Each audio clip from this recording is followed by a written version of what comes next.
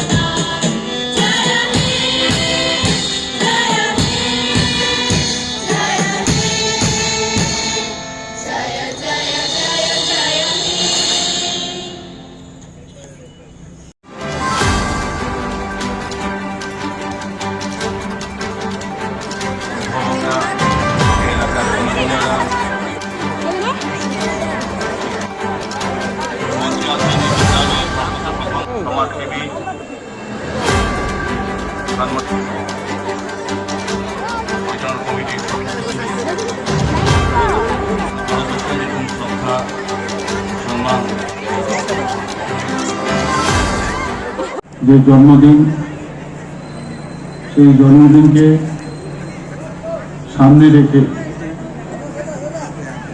যে নেতাজি সুভাষ বিদ্যানিকেতনের যে মূল অনুষ্ঠান বর্ণাঢ্য শোভাযাত্রা আমরা ছোটবেলা থেকে দেখে আসছি, সেই উপলক্ষে এখানে আমাদের মাঝে উপস্থিত আছেন আগরতলা মিউনিসিপ্যাল কাউন্সিলের মাননীয় মেয়র শ্রী দীপক মজুমদার মহোদয়, এই স্কুলের ম্যানেজমেন্ট কমিটির যিনি সভাপতি এবং বিশিষ্ট সমাজসেবী শ্রী রাজীব ভট্টাচার্য মহোদয় এবং ভাইস প্রেসিডেন্ট এই স্কুলেরই ছাত্র ডক্টর দিলীপ কুমার দাস মহোদয়, এখানে আমাদের 20 নম্বর ওয়ার্ডের কর্পোরেটর শ্রীমতী রত্না দত্ত মহোদয় হার্দিক অভিনন্দন ও শুভেচ্ছা জানাচ্ছি। এখানে লেখা আছে স্কুলের সামনে 3রা মার্চ 1948 সনে এই স্কুল এখানে স্থাপিত হয়েছিল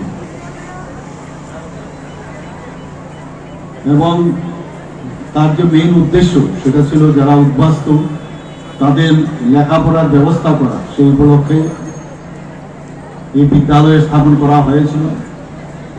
শুধু তাই নয়, শিক্ষার্থীদের সত্যিকারের অর্থে সুনাগরিক তৈরি করার জন্য এই স্কুলে স্থাপন করা হয়েছিল এবং তারপর জোরও দেওয়া হয়েছিল ডিসিপ্লিন, সময়ানুবর্তিতা এবং সর্বোপরি যে ক্যারেক্টার চরিত্র গঠনের উপর বেশি জোর দেওয়া হয়েছিল স্কুলে। আমরা বরাবরই জানি স্কুলের মাহাত্ম্য কি। আজকের এই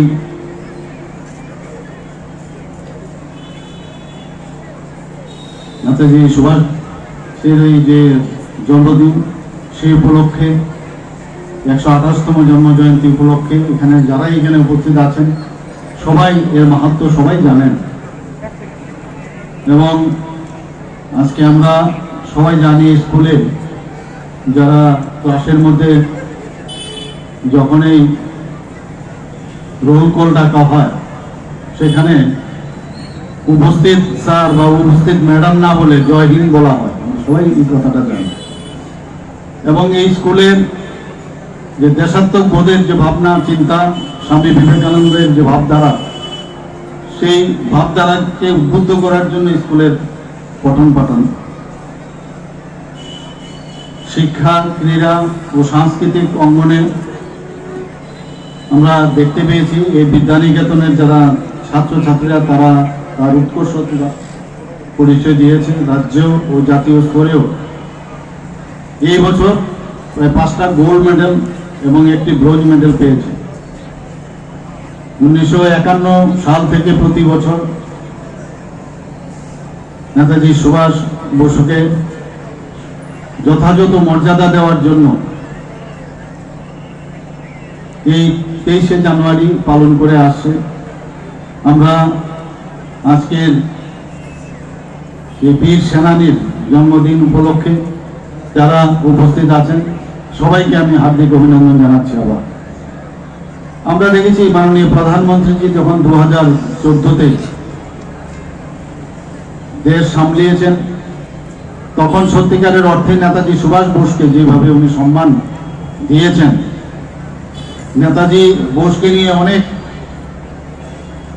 অনেক কথা বলতো এবং উনার যে বিভিন্ন যে ওনার কর্মকাণ্ড দেশকে স্বাধীন করার ক্ষেত্রে সেই বিষয়ে অনেক কথা বলতো, কিন্তু আসলে ওনার প্রতি সেই যথাযথ সম্মান আমরা দেখতে পাইনি। জানুয়ারি 23, 2016-তে নেতাজির ফাইল ডিক্লাসিফিকেশন মাননীয় প্রধানমন্ত্রীজি আসার পর সেটাকে উনি ডিক্লেয়ার করেছেন। আমরা এটাও জানি যখন আজাদহীন গভর্নমেন্টের 75 ইয়ার্স পূর্ণ হয়েছে তখন মাননীয় প্রধানমন্ত্রীজি, যেটা কখনোই আমরা দেখতে পাইনি, লাল কেল্লাতে 15ই আগস্টেতে লাল কেল্লাতে খালি আমাদের ট্রাই কালার ফ্ল্যাগ উত্তোলন হয়, সেই জায়গায় 75 ইয়ার্স ফরমেশন অফ আজাদহীন গভর্নমেন্টে অর্থাৎ অক্টোবরের 21, 2018-তে মাননীয় প্রধানমন্ত্রীজি ওনাকে সম্মান দেওয়ার জন্য আমাদের জাতীয় পতাকা উত্তোলন করেছেন। শুধু তাই নয়, রেড ফোর্টে আইএনএর মিউজিয়াম সেখানে স্থাপন করা হয়েছে এবং ডিসেম্বরের 30 এবং 30, 2018-তে আন্দামান এবং নিকোবরে উনি নেতাজি সুভাষ, শুধু তাই নয়, ওখানে ইন্ডিয়ান ফ্ল্যাগ পোর্ট ব্লেয়ারে যে প্রথম ওখানে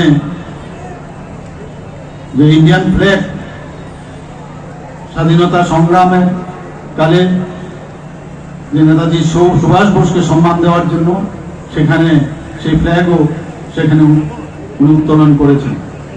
আমরা সবাই জানি হ্যাভলক আইল্যান্ড, স্বরাজ দ্বীপ, নীল আইল্যান্ড, শহীদ দ্বীপ এবং রোজ আইল্যান্ড এটা নেতাজি সুভাষচন্দ্র বসুর দ্বীপ হিসাবে উনি ডিক্লেয়ার করেছেন। আমরা এটাও জানি যে নেতাজি সুভাষ বসুর যে জন্মদিন মাননীয় প্রধানমন্ত্রী যে ডিক্লেয়ার করেছেন পরাক্রম দিবস হিসাবে উনি ডিক্লেয়ার করেছেন। আমরা অনেক কথাই শুনি নেতাজি সুভাষ বসুর, অনেকেই অনেকভাবে সম্মান দেওয়ার চেষ্টা করেছেন, কিন্তু এখনো আমরা মনে হয় যে সত্যিকারের অর্থেই যদি সম্মান কেউ দিয়ে থাকে আমাদের মাননীয় প্রধানমন্ত্রী নরেন্দ্র মোদীজি দিয়েছেন।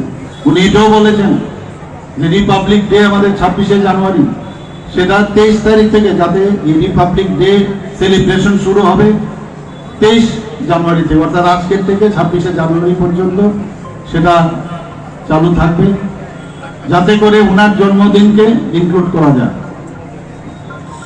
আমরা জানি যে মাননীয় প্রধানমন্ত্রী সুভাষচন্দ্র বোস আবদা প্রবাদন পুরস্কার সেটা উনি ঘোষণা দিয়েছেন এবং 2019, 20, 21 এবং 22 সালেও সেই disaster management division of ministry of home affairs থেকে সে কনফার করা হয়েছে বিভিন্ন দপ্তর এবং বিভিন্ন লোকদের মাধ্যমে। এবং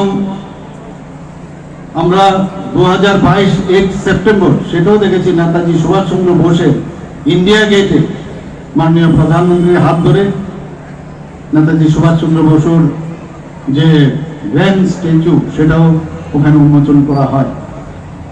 আমার বলার অর্থ এটাই হচ্ছে যে আমাদের দেশকে স্বাধীন করার জন্য যার নাম সর্বপ্রথম আমাদের নিতে হয় উনি আর কেউ নয়, নেতাজি সুভাষচন্দ্র বোস। এবং এখানে যারাই উপস্থিত আছেন বিশেষ করে সবাই অপেক্ষা করে আছে এই বর্ণাঢ্য র্যালি দেখার জন্য। আগরতলা শহরের সব জায়গায় মানুষ দাঁড়িয়ে আছে, বসে আছে দেখবার জন্য। তো আজকের এই নেতাজি সুভাষচন্দ্র বসুর যে জন্মদিন, সেই জন্মদিন উপলক্ষে এখানে যারা উপস্থিত আছেন ছাত্রছাত্রী থেকে শুরু করে যেখানে যারা প্রাক্তন ছাত্রছাত্রী, শিক্ষক শিক্ষিকা এবং সমস্ত ত্রিপুরাবাসীকে আমি হার্দিক অভিনন্দন ও শুভেচ্ছা জানিয়ে আমি আমার বক্তব্য শেষ করছি। জয় হিন্দ।